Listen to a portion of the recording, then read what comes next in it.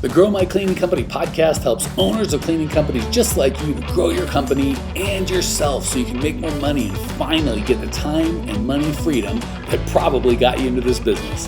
Discover how to automate and create systems that allow you to grow like crazy without losing control.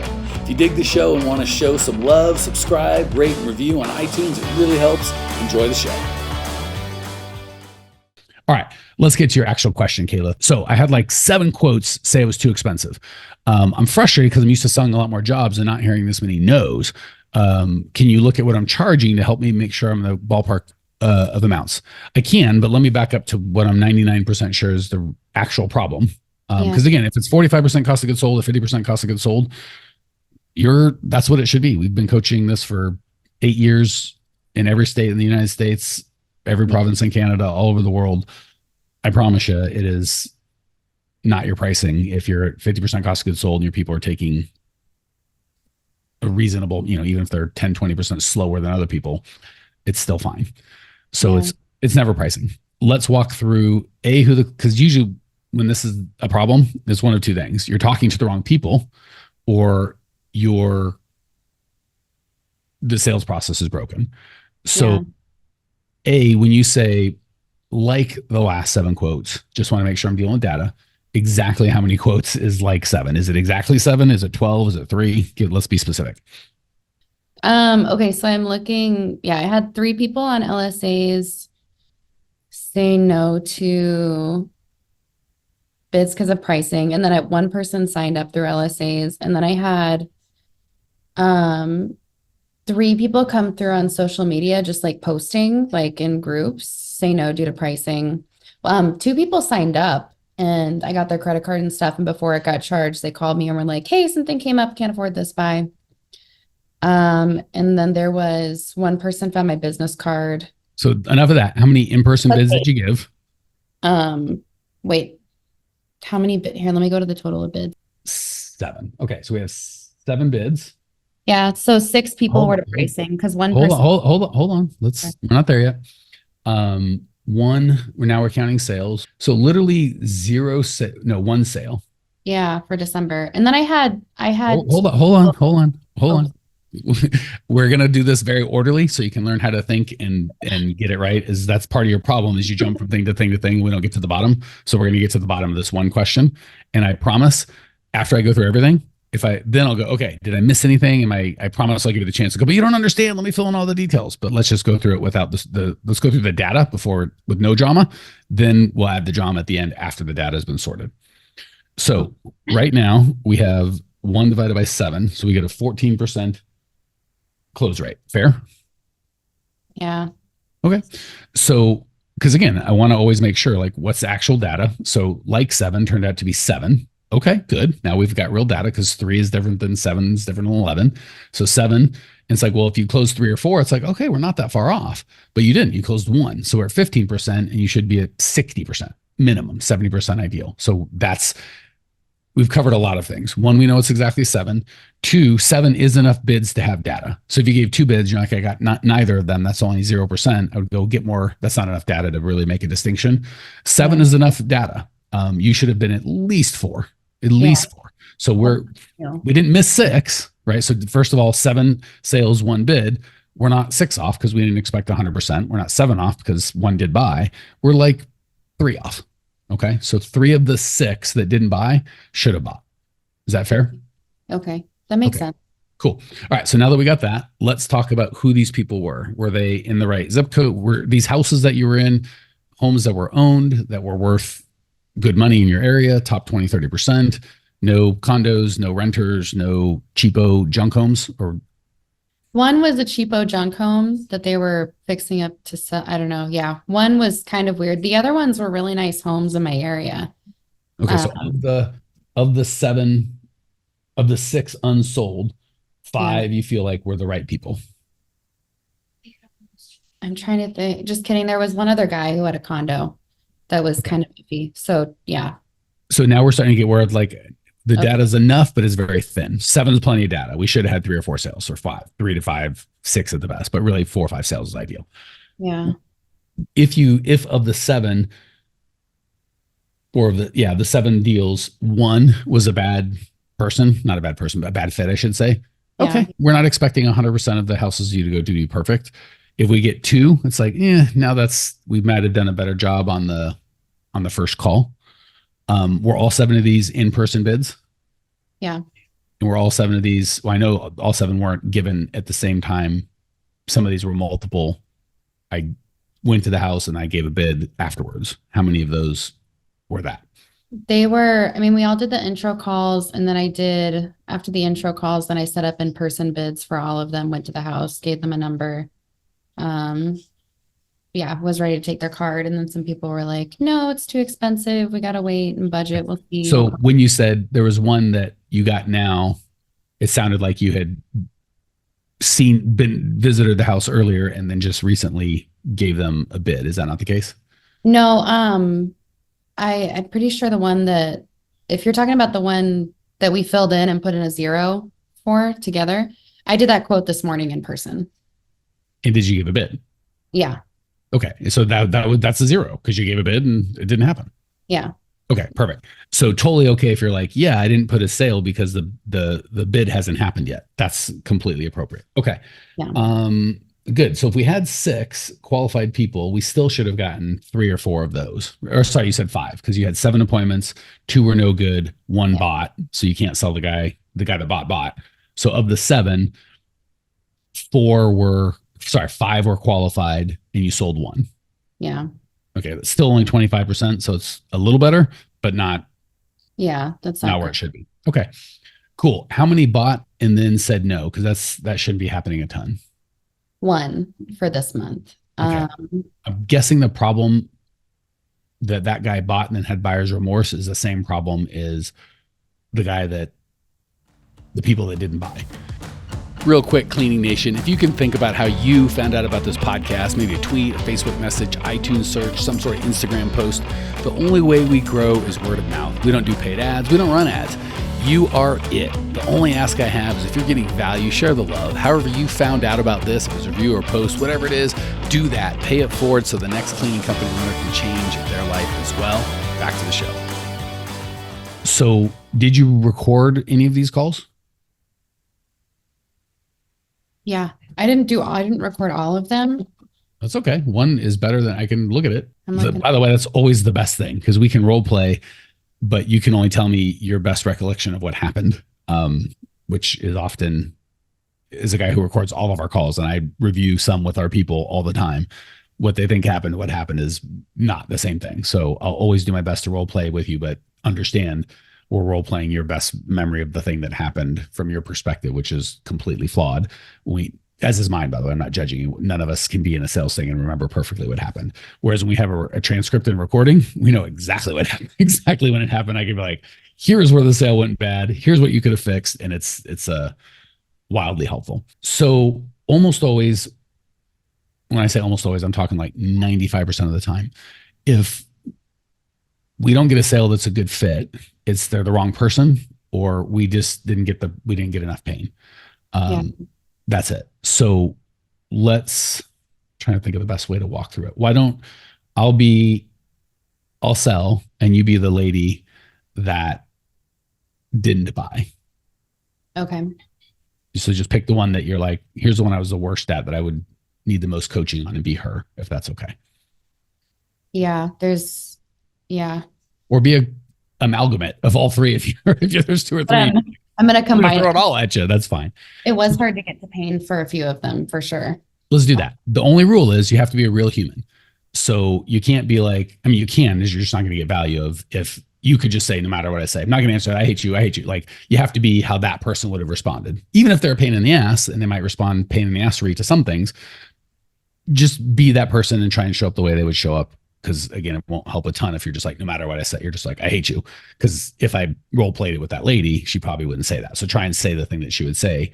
And if she'd be a kind of a BATCH, then be that way. And if, just be a real human. Don't be an automaton of no. Is that fair? Yeah. You can be a pain in the ass human. We're a human that doesn't want to share their pain. You just have to be a real person. Cool. So, hey, Kayla, thanks for inviting me out. Just like we talked about on the phone, I want to confirm I'm turning my phone off. I got 20 minutes uninterrupted. You have the same thing, correct? Yeah, I do. Cool. And I'm assuming all this was agreed to on the phone. So we'll assume that we did that. Good. Like we talked about, for me to really help you, I'm going to need to get both of us clear on what the problem is before I make any sort of offer to solve it. You cool if I just ask a bunch of random questions, really understand it before I start yapping about cleaning and pricing? Yeah, sure. Cool. And just so I'm clear, because I always don't want to be a jerk, if for whatever reason we get clear on your problem, I'm like, I am not the best guy in the world to fix this. I still have permission to just tell you and be honest. Is that correct? Yeah, of course. And vice versa. If you're like, I don't like the look of this guy, he tried to hug me, he's smelly, his questions are dumb, he's expensive, you'll just lovingly tell me to get the hell out. Fair? Yeah. Cool. All right. That said, what made you invite me out today? What's stressing you out, girl? We need our house cleaned and just looking to get a quote. Oh shit, I forgot to ask. My bad. I'm terrible at this job. You'll have to forgive me. Well, you won't have to, but it'd be nice if you would. If for whatever reason I can't disqualify you, you can't disqualify me, what is it you'd like to see happen? Ideally, we'd like to get on the schedule for a clean in January, and have you guys come every other week. Cool. Sorry, I should have asked that earlier. Got it. I totally interrupted you like a big jerk. What, you said we need our house clean. Why? What made you reach out today? We just moved and we've always had a house cleaner, like for the past 7 years. We've had the same person. She shut down our business and retired. So then just now that we've moved, we've finally gotten settled. We want to hire someone new and start getting the house cleaned again. How long has it been without? 3 months. Yikes. Okay. So I'm looking around the house. Doesn't look terrible. Have you been doing it yourself? Is this super dirty and you're frustrated? Like what's been the consequences, if any, of not having a cleaner? The house is really brand new, so everything looks great. So I mean, yeah, we've been doing it ourselves, but also just kind of waiting to find someone, and letting things go. When you say we, you and your husband, who's the other cleaner here? Yeah, husband. And he's doing it and you're doing it? Yeah. Okay. How does he feel about that? How do you feel about that? We really liked it when someone else did it for us. Tell me more. Why? We knew her really well. She was really great. She was almost like a part of the family. I'm sure she'd still come over for lunch. Tell me about the cleaning. What's so bad about you cleaning yourself as opposed to someone else doing it? I don't know what they would say. I'm trying to think because I didn't get this deep with them. I feel like I got kind of stuck when I was trying to access pain and then went into cleaning stuff. So that's what I'm guessing is the problem, is they're the wrong person. So far you've said nothing to make me think you're the wrong person. Your virtual house that I can see looks lovely, so I'm sure you're fine. If you're like, I didn't get into the pain, that's the problem. So before for everybody, guys, gals, I don't want to pick on little Kayla. There's no pain, there's no sale. No one is ever like, I just have an extra $400 a month I hate, and I was hoping you could take it from me. Like, that's never going to happen. So we're not even deep yet. I'm still way superficial. So I'm just saying, what made you call me? Well, we had a cleaner before and we don't now. I know. Well, I just liked hanging out with her. Then hang out with her for free. Why you're cleaning now? Why is that a problem? And we're either going to get to, it's not, in which case you're a crazy person because we spent 10 or 15 minutes on the phone. You put on clothes, you cleaned up, I'm assuming your kids or whatever, you've invited me over. Like, that's a huge pain in the ass to have contractors at your house. And you're like, no reason, I'm just whatever. So I promise there's a pain. We have to understand what that is before I can give you a proposal to solve the pain. So, like, I've literally, you guys wouldn't know, but myself and our team, if you called me for coaching, Kayla, I'm like, what made you call today? Like, nothing, business is great. Or we had a coach before and he quit and we want another coach. I'm like, why? For what end? I don't know. We just like having a coach. I'd be like, we don't do that. We solve problems. So if you have a problem and we can solve it, I'm happy to talk to you about that. But if there's no problem, you just want a buddy, we're way too expensive for that. And I'm not even gonna make him an offer. So I personally don't make any offers until I'm really clear on the pain and I'm confident I can solve it. Okay. Yeah, I need to, for some reason, I keep getting like stopped when I start to go into the pain, then I like back off again. Where do you get stuff? You want to go reverse and and this is a great time, by the way, because she's the last question we had. So, Danielle. Yeah, let's go reverse because I'm not, but if you need to answer someone's question too, that's fine. No, Danielle, no, you were the last questions. So I have time. And this is a long form thing. This is a perfect week to do it. Would you like to role play the other way? I want to role play the other way because I feel like I'm so bad at this. So okay, but the reason I wanted to go first is so you saw an example of A, what it looked like, and B, hopefully, because I'm guessing because you're sweet, you don't want to be invasive because you think it's going to make them feel bad or you're being a jerk or somehow manipulative. Yeah, I've gotten a couple weird looks like, why are you telling, like, people the reason I wanted to role play it the other way. Like, the reason I want to role play it the other way is at any time, did you feel I was being invasive or weird or that you should have given me a weird look, or did you just feel like this guy's here trying to help me out? Yeah, no, it felt totally natural and it was fine. Cool. So the reason I want to role play it is to kind of give you permission of if you felt okay doing that. Because again, if I was like, why don't you buy it? And I'm like, now you do that. You'd be like, I can't do it. I don't want to do that. And as well, you shouldn't. But if we role play it and you're like, oh, I felt very comfortable with that. And I felt like the guy was listening and he gave a shit and he knew what he was talking about. Then when I say, now you do it, you're like, okay, I can do that. I do give a shit. And I will listen. I do know what I'm talking about. So I want you to, I would remove the frame of I'm really bad at that. I don't think it's true. And even if it is true, it's certainly not helpful. I would change the frame of, because really all we're looking for is, can you be curious and compassionate and competent? And if you're like, yeah, I know what I'm doing. And yes, I can be curious. And yes, I care about them. Good. Then you've got all the tools you need. If you're like, no, I hate other humans and I'm never going to give a shit what they feel. Well, this probably isn't the job for you. But if you're like, no, I can care about people and I know what I'm doing and I can be curious and ask questions. Good. You got all the tools you need. Okay. That's all. Yeah. Okay, cool. So with the permission that you're giving yourself of Mike just did this to me and it felt good, I can do it to Mike and he'll feel good. And if he feels weird, he'll tell me why. This is the nice thing about me as opposed to a prospect. The prospect's going to feel weird and just give you nonverbal signals and you know what happened. I will tell you exactly what happened. So you'll be like, oh, I can stop doing that. No problem. Does that make sense? That's why the transcript will help as well. I can typically pick out where in the call this is what happened. And you'll go, got it. Now I understand. And you'll be able to fix it in the future. Yeah. Okay. Cool. So let's go right into pain, assuming you reset the ground rules like I did for you. I've agreed. The ground rules are clear. Go ahead and jump right into pain. Okay. So what's going on? Why did you call us out here?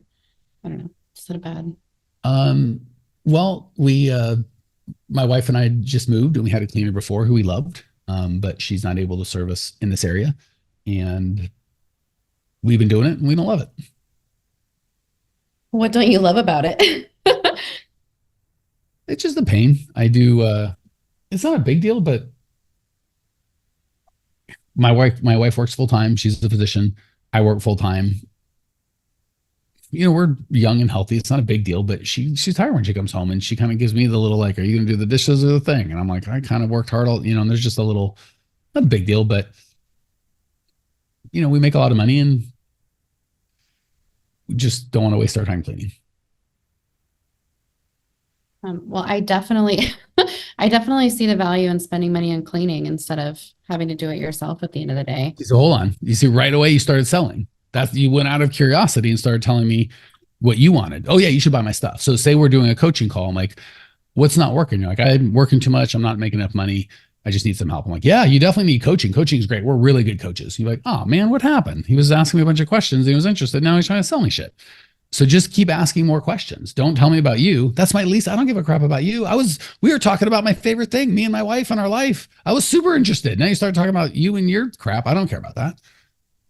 Okay, that makes sense. I'm probably getting to like a little bit of pain and then going right into selling. Yeah. A good pain conversation, guys, 20 minutes, easy. I'm not saying you have to take that, but you asked me one question and I said 6 times, it's not that big of a deal. And you're like, great, let's get you cleaning. And I don't know if you're going to move into selling, but there's nothing to sell at this point because I only gave you this much pain. Yeah. Here, let's do it let's have a little fun. Christmas week. Everyone's smiling because they think I'm picking on Kayla. I'm coming for you people. So someone unmute and give me a different question as opposed to me doing it. Just unmute and ask me a couple more. We'll continue the role play. Kayla can watch for a little bit and then we'll go back to Kayla. So whoever wants to do it, unmute. I will call on a person.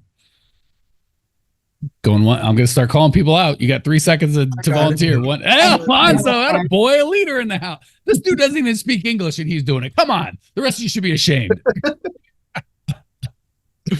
All right. So Alonzo, my wife and I work. We're busy. We just don't want to waste our time cleaning. And Alonzo's commercial, by the way. So he's had no practice on the residential side of it. Go, baby. Okay.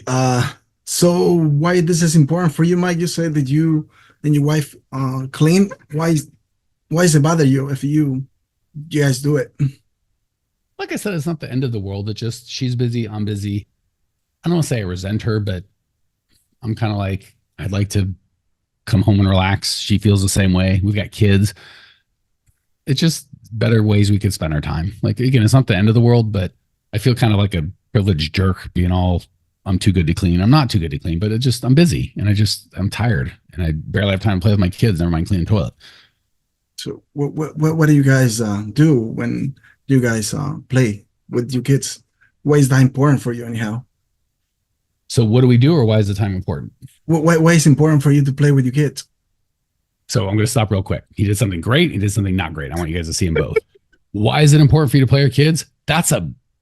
For any parent that gives a crap about his kids, that's a strong question. There's no answer I can give to that is not, he went deep. That was a really good question. The bad thing is he did a double question. Don't do that. So why is it such a big deal for you clean? Why do you want to do with your kids? People get confused and they won't answer. So you think it's because you're accents, because you're asking two questions at a time. People aren't that smart. It's like Spanish, buddy. Yeah, it's just, well, see the problem. If I could speak Spanish, we'd get right along. You and Adon can talk crap about me anytime. Oh. But I speak a little. I'll get 20% of it. So you got to talk fast, then I probably won't get any. So one question at a time. But why is it important for you to play with your kids?